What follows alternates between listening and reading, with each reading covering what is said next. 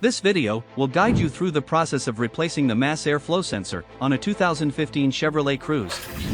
The mass airflow sensor, or MAF, is positioned near the engine either on the intake air manifold or the air filter housing.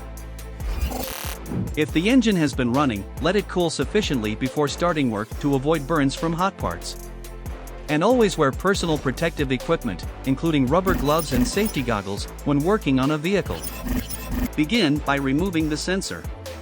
Disconnect the negative battery cable from the battery to remove power from the vehicle's electrical systems.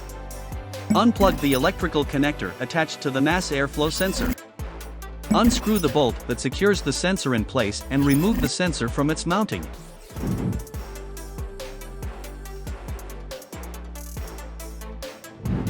Next, perform a thorough visual inspection of the sensor. Carefully examine the sensor for loose hoses, cracks, holes, or other physical damage. Discard and replace the sensor as needed. Finish by installing the sensor. Carefully insert the mass airflow sensor into the intake air manifold or air filter housing, as applicable.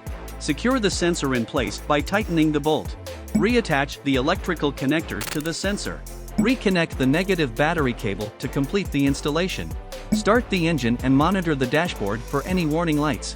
If none are present, test drive the vehicle to confirm proper operation without any issues. This concludes the procedure for replacing the mass airflow sensor on a 2015 Chevrolet Cruze. Thanks for watching.